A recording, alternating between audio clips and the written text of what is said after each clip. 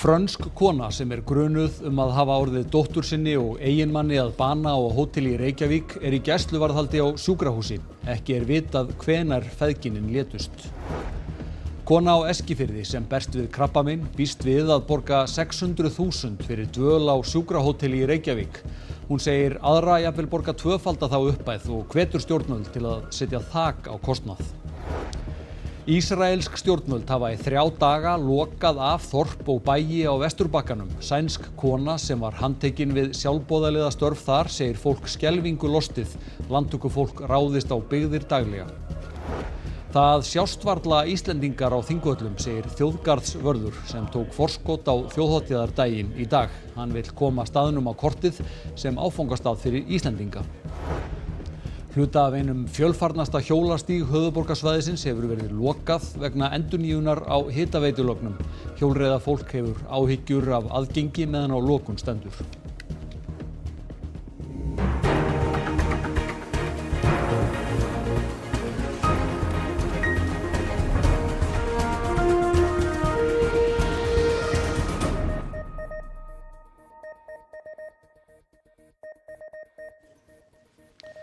Gott kvöld. Franska konan sem var úrskurðuð í gæsluvarðhald í gærkvöld grunuð að hafa orðið dóttur sinni og eiginmanni að bana í gæsluvarðhaldi á sjúkrahúsi. Aðstandendur í Frakklandi hafa verið látnir vita. Konan sem á 60-aldri var með stunguáverka þegar lögreglan var kölluð á hótelherbergi í miðborginni í gærmorgun. Þar lá og látin franskur eiginmaður hennar á sama aldri og dóttir á 30-aldri, meðal annars með stunguáverka og strax var ljóst að þarna hefði orðið stórfellt ofbeldisbrot. Lögregla þarf töluverðan tíma til að rannsaka herbergið. Gagnaöflun stendur yfir samkvæmt upplýsingum frá lögreglunni, rætt við vitni, skoðaðar upptökur úr eftirlitsmyndavélum og fleira, en einnig rætt við fjölskylduna í Frakklandi. Fjölskyldan hafi dvalið á hótelinu í innan við viku. Ekki vitað hvenær feðginin létust. Niðurstöður bráðabirgðakrufningar liggja ekki fyrir. 6 manndráp hafa samtals orðið á árinu. Í fyrra voru þau 8 og hefðu aldrei verið fleiri á einu ári. Fólk sem berst við krabbamein þarf að borga mikið fyrir endurtekna dvöl á sjúkrahóteli við Landspítalann. Kona sem þarf að fara reglulega frá Eskifirði til Reykjavíkur í lyfjameðferð segir mikilvægt að fólk þurfi ekki að spara með því að fara án aðstandenda. Veikt fólk þurfi mikinn stuðning í erfiðu ferli. Þetta átti að vera góður tími. Gunnhildur Ósk Sæbjörnsdóttir og maðurinn hennar ætluðu að njóta þess að gera upp gamalt sjóhús á Eskifirði og búa sér fallegt heimili, en hún greindist með krabbamein og nú eru það heilsubrestur og ferðir í lyfjameðferð sem taka tíma og líka peninga. Það kostar að dvelja á sjúkrahótelinu við Landspítalann, sérstaklega ef aðstandandi kemur með. Það mikil streita að greinast með krabbamein og það gríðarlega mikilvægt að hafa aðstandandi að maka með sér, þannig að kostnaður á sjúkrahótelinu getur verið töluverður. Sjálf hún búin að borga 300.000 og á annað eins eftir, þó telst það vel sloppið miðað við aðra. Ég þekki fólk sem búið að borga yfir á aðra 1 milljón fyrir dvöl á sjúkrahótelinu. En ég vil alltaf drífa mig heim í fjörðinn fagra. Hún sækir orku í náttúruna og jákvæðnina og þakklát fyrir sjúkrahótelið. Þar þurfa sumir að dvelja lengi í hvert skipti. Það mjög gott ef að meðferð fer illa í mann og maður misjafnlega upplagður eftir meðferð og fyrir meðferð að geta verið á sjúkrahótelinu og nýsir þess á þjónustu. En það dýrt, það tekur í budduna. Fólki krabbameins meðferð alltaf að taka upp veskið. Rukkuð eru bílastæðagjöld við Egilsstaðaflugvöll og við Landspítalann líka. Bara þar borgar hún 9.000 fyrir 5 daga. Krabbameinsfélög styrkja fólk en sjóðir þeirra væru betur nýttir í annað og hætt við að fólk spari við sig að taka aðstandanda með. Það væri mjög gott ef það kæmi einhvers konar þak á sjúkrakostnað því að það gríðarlega mikilvægt að fá stuðning frá aðstandanda eða maka þegar að svona stendur á. Maður þarf að meðtaka erfiðar upplýsingar, maður þarf að ákveða meðferð. Þetta fjölskyldusjúkdómur, maður þarf stuðning þegar maður í þessu ferli. Þorri Snæbjörnsson, ráðgjafi hjá Krabbameinsfélaginu. Þetta algengt vandamál sem þarna lýst? Þetta sem betur fyrir ekki vandamáli fyrir alla, en það hópur, eins og við sjáum innslaginu undan, hann kannski ekki stór, en fyrir þennan hóp þá þetta mjög íþyngjandi og stórt vandamál. Þetta hópur sem þarf að dvelja löngum stundum fjarri heimahögum í meðferðir hérna á höfuðborgarsvæðinu og kostnaðurinn fljótur að safna saman. Þetta á engum við fólk sem býr á landsbyggðinni. Já. Krabbameinsfélagið hefur gagnrýnt greiðsluþátttöku ríkisins þegar kemur að dvöl á sjúkrahóteli. Hvernig sæið þið fyrir ykkur að þetta fyrirkomulag geti verið öðruvísi? Við höfum skorað á heilbrigðisráðherra að setja greiðsluþak á gistikostnað, bara svipaðan og greiðsluþak fyrir annan heilbrigðiskostnað og lyf. Það er til dæmis tekið þátt í kostnaði þegar fólk þarf að fara erlendis vegna meðferðar, bæði fyrir þann sem þarf meðferðina að halda og aðstandendur, og við sjáum fyrir okkur eitthvað svipakerfi gæti leyst þennan vanda, því að stjórnvöld hafa talað þennan jöfnuð og við sjáum að þarna klár ójöfnuður sem ætti að vera frekar einfalt að kippa í liðin. Hvernig hafa stjórnvöld tekið ykkar málflutningi þetta? Já, við bara gerum ráð fyrir að þeir taka vel í það og leysi þetta vandamál bara fljótt og vel. Já, takk fyrir þetta, Þorri. Takk fyrir. Þriðja daginn í röð skiptast Ísrael og Íran á loftárásum. Ísraelskir miðlar greina frá því að það komi á óvart hversu margar íranskar eldflugar ná í gegnum öflugt loftvarnakerfið. Að minnstakosti 10 voru drepin í Ísrael í nótt. Á annað 100 hafi verið drepin í árásum Ísrael og Íran frá því að átakahrina hófst með stórfelldri árás Ísraela aðfaranótt föstudags. 3 daga í röð hafa ísraelsk stjórnvöld skipað fólki að halda sig inni á Vesturbakkanum í Palestínu. Sænsk kona sem var handtekin við sjálfboðaliða störf þar segir ástandið versna stöðugt og landtökufólk ráðist á þorp daglega. So I have been going to Palestine for the last 10 years quite regularly. Susanne Björk frá Svíþjóð. Í lok maí var hún við sjálfboðastörf ásamt írskri vinkonu í þorpi á svæði sem kallast Masafer Yatta. Óskarsverðlaunamyndin No Other Land fjallar einmitt yfirtöku Ísraels á því svæði. And we were in this village to show some solidarity with the villagers who are bravely kind of remaining in the village, and also to document the daily settler attacks that are occurring. Susanne tók þetta myndskeið af landtökufólki sem var að stela vatni úr brunni þorpsbúa. Á fyrsta degi stal landtökufólk síma Susanne sem kallaði á lögreglu og var ráðlagt að kæra. And the next morning we were woken up by 3 masked soldiers who were trying to bash the door in and telling us we had 10 seconds to get out and that we were in an area we were not supposed to be. Þær fengu að fara til að kæra stuldin en landtökumaður hefti för þeirra. Aftur kallaði hún á lögreglu sem lét manninn þó vera. Instead, me and my friend Dee, a 70-year-old woman, were arrested, well, initially detained and then taken to the police station and arrested and interrogated. Lögreglan sagðist ekki trúa orði af þeirra framburði og endaði málið með því að þeim var vísað úr landi. Nú hafa ísraelsk stjórnvöld fyrirskipað útgöngubann á Vesturbakkanum 3 daga í röð. People on the West Bank are terrified. I mean, even before the siege, people were trying not to leave their villages because there's so many new checkpoints. They're often closed. People, can't have things on their phone because anything showing even dead babies from Gaza could get you arrested because at the checkpoints the Israeli soldiers will often check people's phones. It's horrendous and it's the international community need to now step in and stop Israel and what it's doing. Heilbrigðiseftirlitið í Reykjavík varaði við því að umsóknartími myndi lengjast úr hófi með nýrri reglugerð sem sett var í fyrrasumar og tók gildi nú í mars. Ráðherra ætlar að undanskilja 23 atvinnugreinar frá starfsleyfisskyldu. Veitingamenn hafa margir gagnrýnt langan afgreiðslutíma heilbrigðiseftirlitsins í Reykjavík á starfsleyfum veitingahúsa. Ný reglugerð kveður á að eftir að umsókn berst beri heilbrigðiseftirliti að veita 4 vikna frest til að senda inn athugasemdir. Það lítur að þetta hafi verið góðri trú að ráðherra fyrirvænandi hafi ákveðið að hnykkja svona á þessu ákvæði auglýsinguna. Heilbrigðiseftirlit Reykjavíkur og önnur heilbrigðiseftirlitssvæði eru náttúrulega að starfa til þess að vernda umhverfið og almenning. Óskar segir að honum sé ekki kunnugt að slíkt ákvæði sé í gildi annars staðar í Evrópu og að varað hafi verið við að þetta myndi lengja allt umsóknarferlið. Sem að ég tel að hafi verið óþarfi að hafa og var ekki inni í lögunum á sínum tíma. Jóhann Páll Jóhannsson, umhverfis-, orku- og loftslagsráðherra, segir að ekki sé lengur gerð krafa 4 vikna auglýsingafrest og boðar frekari breytingar. Sem fela í sér að 23 flokkar atvinnurekstrar verða ekki lengur undirorpnir starfsleyfis skyldu heldur einvörðungu skráningaskyldir og leggja til að veitingastaðir, samkomuhús, íþróttahús, íþróttavellir og fleira falli þarna undir. Við erum búin að bíða núna 209 daga. En nú búið að afnema auglýsingaferlið. Breytir það einhverju? Það á að breyta einhverju, en við vitum ekki neitt ennþá. Þegar þetta var tilkynnt þá sendi ég bara heilbrigðiseftirlitið, jæja, fáum við núna opna.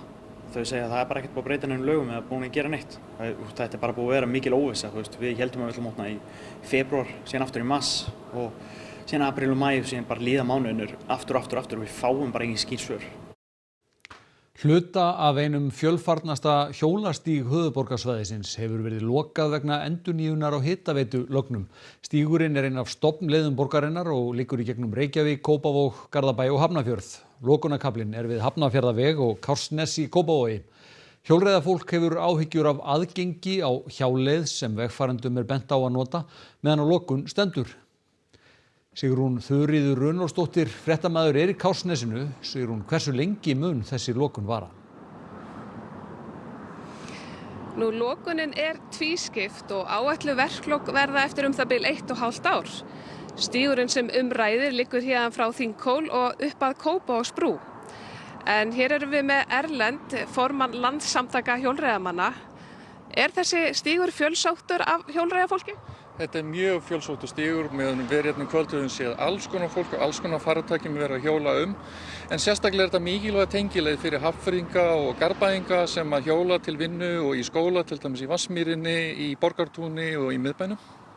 Og hverju ber að huga að á hjáleiðinni? Hún þarf að vera eindregin, greiðfær, skýr og umfram allt örugg. Það þýðir meðal annars að það geti ekki verið einhverju krókar og krúsudölur, það geti ekki verið hvassir kantar, það getur þurft að setja inn tímabundna innviði eins og til dæmis auka gangbrautir til þess að fólk komist yfir og tryggja síðan sjónlínur og öryggi gagnvart bílstjórum. Og eru þessi skilyrði uppfyllt eins og staðan er í dag? Því miður ekki, stígurinn hérna fyrir aftan okkur átt að vera hluta hjá leiðinni en Veitur hefur fengið athugasemdir þetta og mun vonandi leysa málið. Og þá liggur beinast við að spyrja upplýsingafulltrúa Veitna, hvað er verið að gera hér? Við erum að leggja nýja stofnlaugn hitaveitu fyrir Kársnesið, við erum að endurnýja hana og stækka hana til þess að allir á Kársnesi fái heitt vatn alla vetur og þetta er bara fyrsti hluti af því og þegar við höfum lokið við að leggja lögnina þá koma Kópavogsbær og betri samgöngur og setja nýjan hjólastíg hérna. Og ætlið þið að skoða eitthvað hjáleiðina með tilliti til hjólreiðafólks? Að sjálfsögðu gerum við það. Við fáum athugasemdir frá fólki eins og erlendi og við tökum tilliti þeirra og gerum það sem við getum til þess að bæta úr. Er eitthvað sérstakt sem þið ætlið að gera sem þú veist um? Já, ég veit að það verður bara á morgun fundur og það verður farið yfir athugasemdirnar og séð hvað er hægt að gera.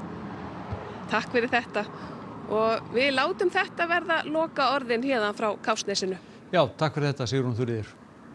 Úr Kópavogi vestur haf, milljónir mótmæltu stefnu Donalds Trump Bandaríkjaforseta í öllum ríkjum Bandaríkjanna í gær og víðar heim.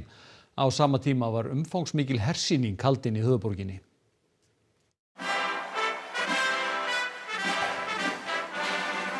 Bandaríkjaher fagnar 250 árum og var blásið til hersýningar af því tilefni.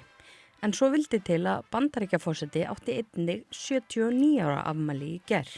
And above all, thank you to the greatest, fiercest, and bravest fighting force ever to stride the face of this earth, the United States Army. Thank you very much.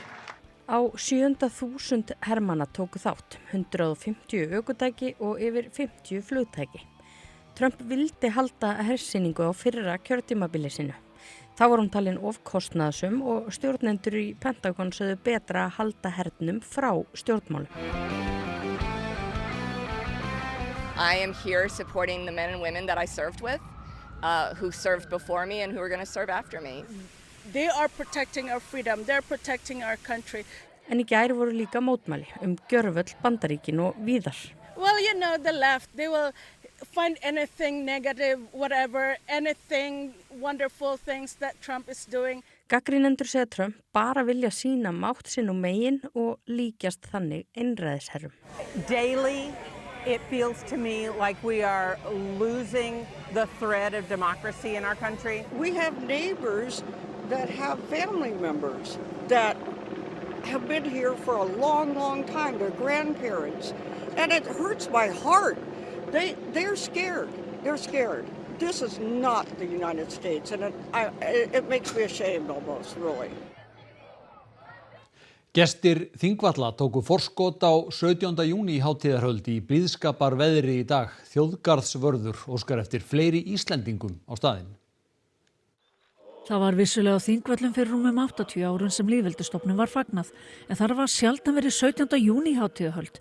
En í dag var þar hátíðadagskrá undir heitinu Skundum á Þingvöll og þjóðgarðsvörðurinn segir engan stað betri til að fagna lýðveldinu. Okkur þykir tilhlýðilegt svolítið að hita upp fyrir þjóðhátíðardaginn með að efla andan hérna á Þingvöllum og bjóða fólki hingað. Og hvað er meira viðeigandi 2 dögum fyrir þjóðhátíðardag en karlakór?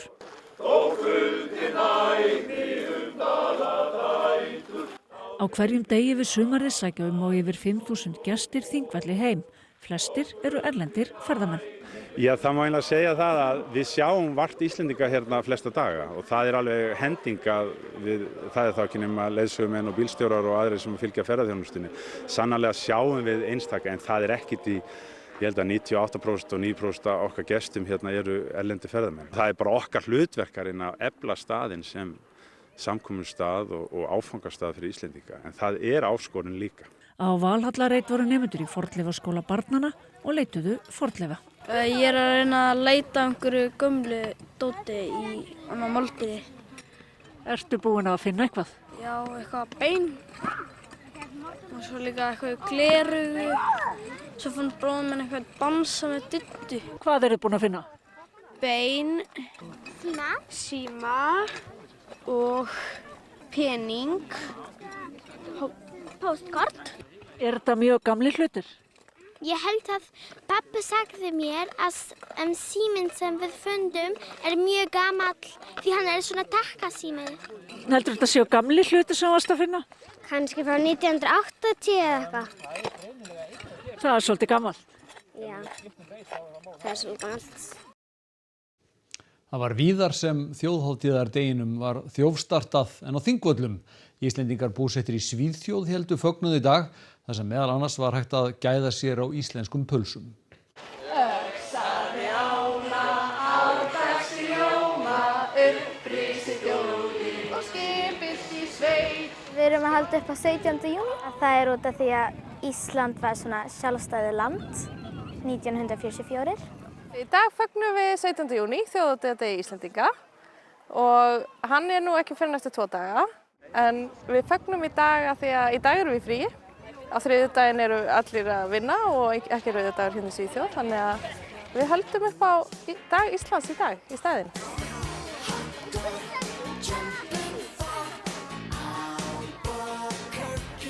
Ég er búin að borða pylsu og ég er búin að leita eftir bók. Ég hef búin að finna 2 og ég ætlar kannski að mála íslenska fáninn í andlitið á mig. Það er bara mikilvægt fyrir okkur og sérstaklega fyrir börnin að fá að tengjast íslenskri menningu og að hitta önnur íslensk börn og þannig þetta er mikilvægt, myndi ég að segja, já. Búin að fá þér íslenska pilsu? Það var rosalega gott. Já, íslenska pilsa er góð. Herðu, það var farin ferð til Íslands til þess að kaupa pilsur.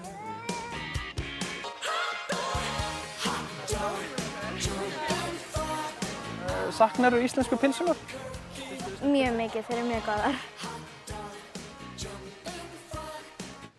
Þá að veðri, fremur grunnar lægðir eru á sveimi í kringu landið. Á morgun er útlit fyrir hæga breytilega átt, víða skýjað með köflum og lítilsháttar væta af og til en síðdegis skúrir inn til landsins á norðausturlandi. Hiti 6 til 16 stig, svalast norðvestan til. Við förum nánar yfir horfurnar næstu daga að loknum íþróttafréttum.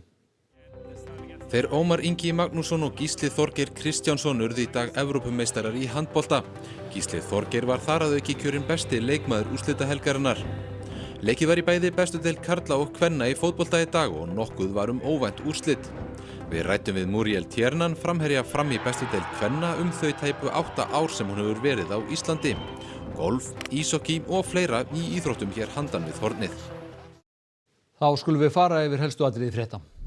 Frönsk kona sem grunuð að hafa orðið dóttur sinni og eiginmanni að bana á hóteli í Reykjavík í gæsluvarðhaldi á sjúkrahúsi.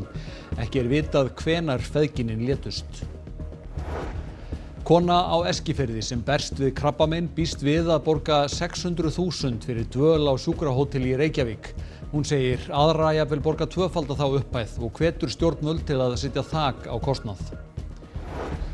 Ísraelsk stjórnvöld hafa í 3 daga lokað af þorp og bæi á Vesturbakkanum. Sænsk kona sem var handtekin við sjálfboðaliðastörf þar segir fólk skelfingu lostið, landtökufólk ráðist á byggðir daglega.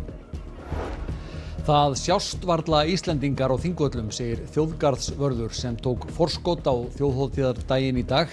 Hann vill koma staðnum á kortið sem áfangastað fyrir Íslendinga. Hluta af einum fjölfarnasta hjólastíg höfuðborgarsvæðisins hefur verið lokað vegna endurnýjunar á hitaveitulögnum. Hjólreiðafólk hefur áhyggjur af aðgengi meðan á lokun stendur. Næstu fréttir verða í útvarpinu klukkan 10 í kvöld og á rúv.is má nálgast allar nýjustu fréttir á íslensku, ensku og pólsku. Þessum fréttatíma lokið, verið sæl og njótið kvöldsins.